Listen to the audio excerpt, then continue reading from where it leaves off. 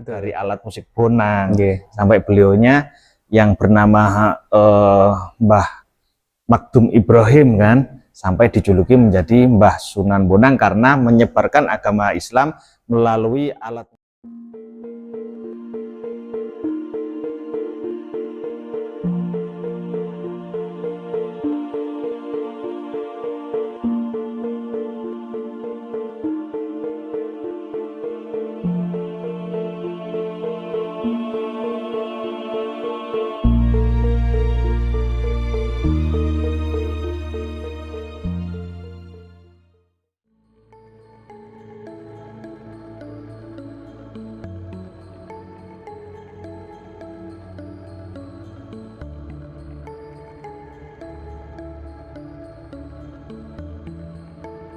Assalamualaikum warahmatullahi wabarakatuh.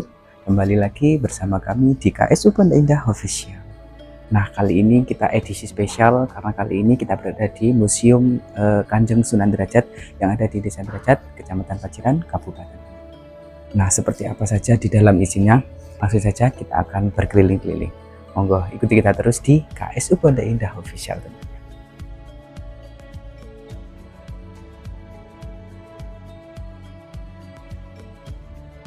Sekarang saya sudah berada di dalam museum di Komplek Makam Kanjeng Sunan Derajat.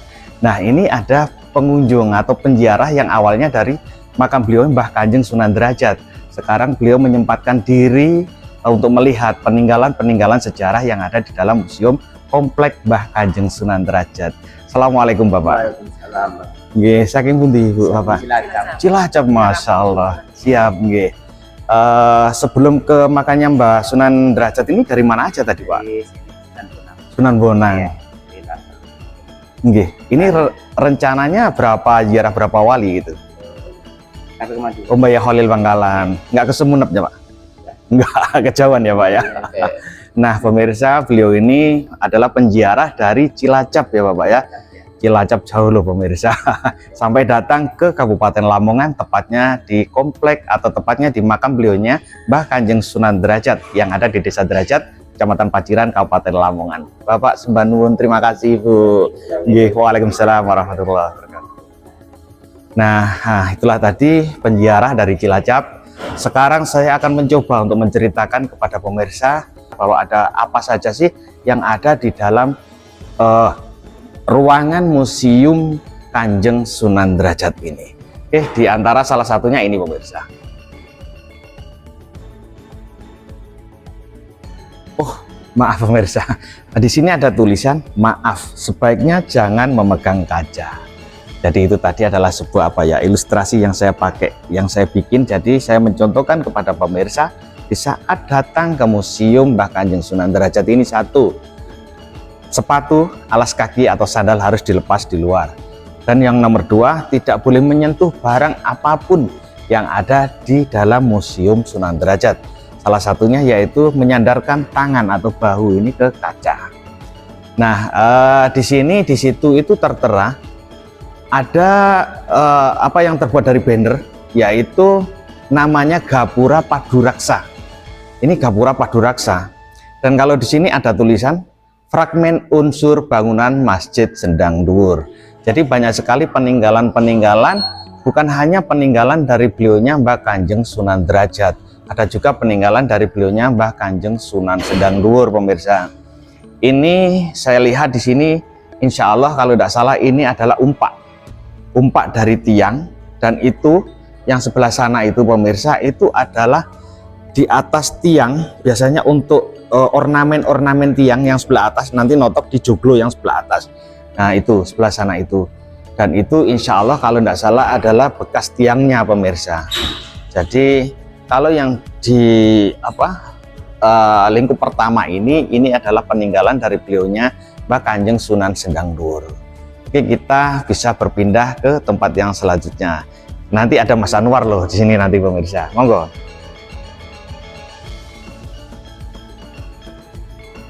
Pak, ini kira-kira peninggalan asli atau seperti cerita jenengan itu dikasih atau hibah gitu? Kalau yang Gini Mas, Oke. ini kan namanya museum. Di Oke. sini ada namanya keramik asing. betul. Jadi tidak semuanya barang yang ada di tempat museum ini peninggalan dari beliaunya. Ada juga dari kolektor-kolektor yang sengaja mungkin untuk dikoleksi di tempat ini Museum. Museum Sunan Betul. Derajat ini gitu. Hal-hal semacam ini kan memang langka, tidak Oke. ada gitu loh. Dan ini kebanyakan karena Desa Banjaranyar dan Banjarwati bisa ada yang mengatakan bahwa dulu di situ juga ada karamnya di saat karam kapal Tiongkok itu Seperti kita pernah yang kesana gitu ya? pernah ekspos itu gitu loh. Bisa juga ini ditemukan dari situ, bisa juga ini dari kolektor-kolektor yang sengaja memang ditaruh di Museum Sunan Derajat Supaya masih ini. banyak yang bisa melihat. Betul sekali Mas, karena eranya ini ya jauh sekitar Betul. berapa ratus tahun yang lalu gitu loh. Kita sudah tidak bisa melihat ya. Betul sekali, dan alhamdulillah di di Museum Sunan Derajat ini kita pada saat ini masih bisa menyaksikan benda-benda yang eranya sangat jauh, ratusan tahun yang lalu. Dan di Sunan Derajat ini Mas, ada yang namanya peninggalan alat musik gamelan. Asli Pak. Asli itu peninggalannya beliaunya Mbah Kanjeng Sunan Derajat. Namanya ingin tahu? Apa? Namanya gamelan Singomengkok gitu. Oh, seperti dibuat batik sendang itu ya. Betul. Singomengkok. Karena semuanya membawa ciri khas masing-masing. Betul. Moga kita lihat aja.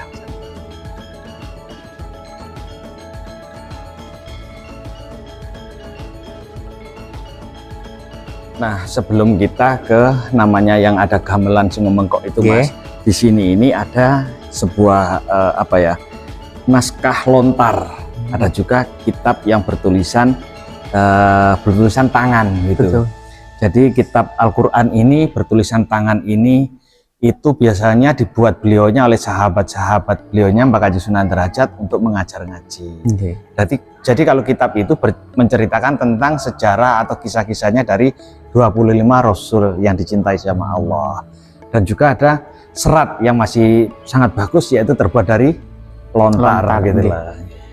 Oke, kita bisa ke tempat selanjutnya pemirsa, karena banyak sekali peninggalan-peninggalan sejarah baik di zaman wali atau setelah era wali, di eranya Mbah Kanjeng Sunan Derajat itu gitu.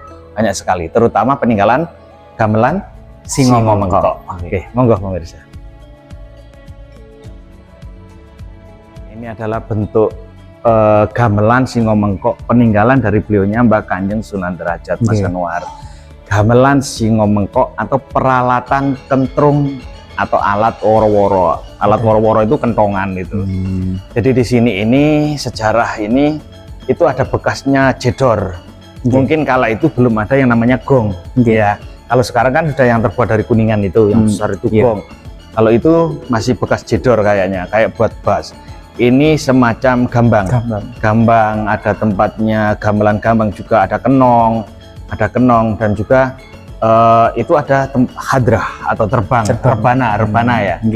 Jadi kalau simbol dari Singomengkok itu adalah ini Mas, ini adalah simbolnya yang dikasih nama Singomengkok ini simbolnya.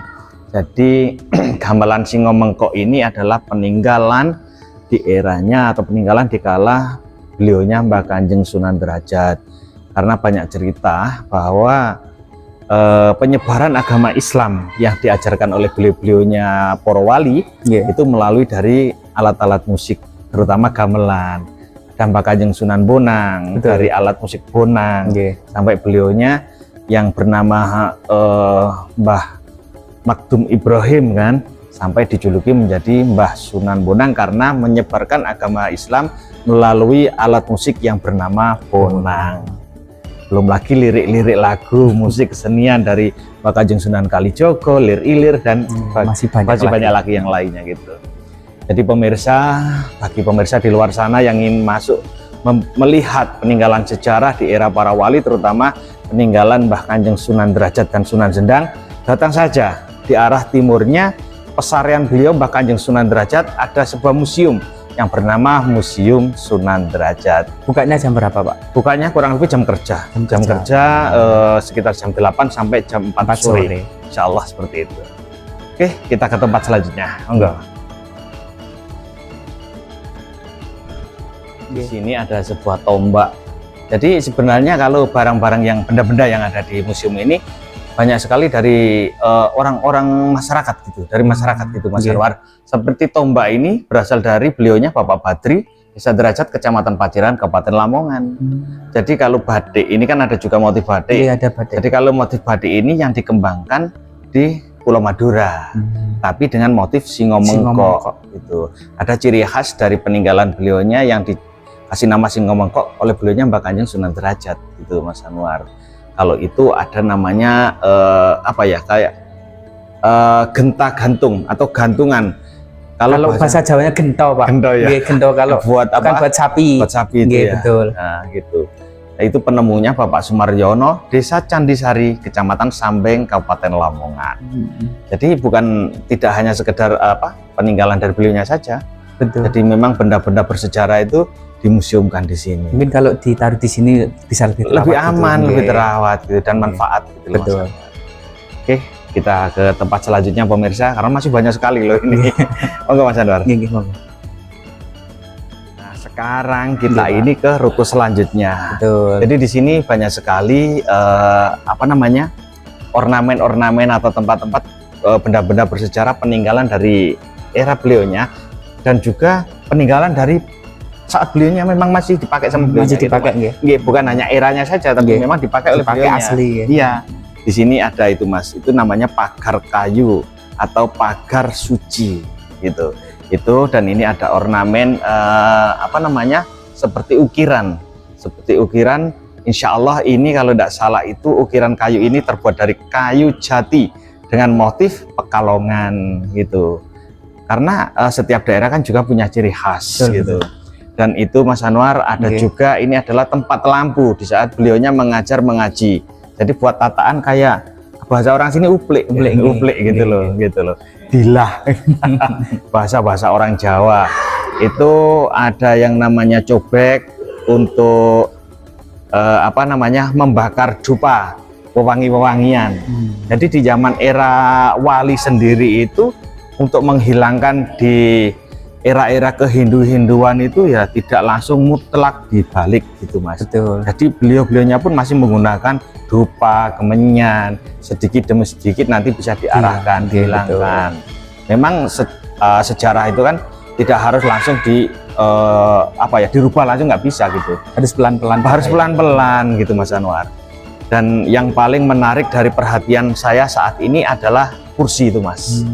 Kursi itu adalah asli peninggalan beliaunya Mbak Kanjeng Sunan Derajat, dan sering dipakai saat beliaunya berzikir. Yang menjadi aneh pemirsa, di belakang kursi itu masih ada bekas tancapan-tancapan itu ternyata bukan bekas kait-kaitan sandaran itu, bukan, tapi di situ dikasih paku. Terbuat dari kayu itu Pak. Iya, itu terbuat dari dari kayu, tapi dikasih kalau bahasa sini yang dari bambu, dari kayu itu dilancipin seperti paku gitu Mas. Jadi di saat beliau berzikir dengan hitungan yang sudah beliau tentukan, tiba-tiba mengantuk, dia kan bersandar. Lah, punggungnya ini menancap di kayu yang seperti paku itu tadi, otomatis beliau akan terbangun melanjutkan untuk berzikir. Dan itu perlu kita contoh. Seperti itulah beliaunya Mbak Kanjeng Sunan Derajat di saat mendekatkan diri beliaunya kepada Allah dengan cara-cara beliau itu. Jadi ini bukan hanya peninggalan di era beliau, tapi banyak peninggalan yang betul-betul dipakai oleh beliaunya. Ada botean. Botean itu kayu kotak yang ada lokal kecil-kecilnya, yaitu untuk menyimpan ramuan obat. Itu untuk meracik. Mungkin ada batu pipisan juga. Betul, pipisan karena untuk meramu obat tersebut. Oke, mungkin kita ke tempat yang terakhir gitu. Ini sebelum ke rute yang terakhir, di sini banyak sekali benda-benda bersejarah peninggalan di era-era zaman beliaunya Mbak Kanjeng Sunan Derajat. Ada gentong, ada 3 gentong di situ, dan itu ada juga batu kalender. Batu kalender itu gini pemirsa. Jadi batunya itu bulat, seperti yang ada di belakang saya itu. Batunya bulat, nanti di tengah-tengahnya itu ada lubang kecil. Lah, lubang kecil itu bisa dikasih sapu lidi atau apa yang motifnya lurus. Nah, nanti itu cara melihatnya yaitu perkiraan dengan arah matahari. Kalau matahari itu berada di timur, berarti di bawah jam 12 siang. Tapi kalau matahari itu berada di baratnya garis atau tiang penjurunya itu berarti waktu sudah menunjukkan di atas jam 12 siang. Insya Allah seperti itu. Dan ini ada juga batu pijakan dari Batu Gilang, yaitu bekas pijakan dari beliaunya Mbah Kanjeng Sunan Derajat. Semuanya hampir batu gilang yang ada di sini pemirsa. Ada juga batu koin. Nah, alhamdulillah seperti tadi sedikit cerita kita berkeliling museum ini ada apa saja dan juga peninggalan-peninggalan seperti apa. Oke, ikuti perjalanan kita terus masih di KSU Pondok Indah Official spesial berkolaborasi dengan beliaunya Bapak Haryanto Agus Channel. Assalamualaikum warahmatullahi wabarakatuh. Sampai jumpa di video kita yang selanjutnya.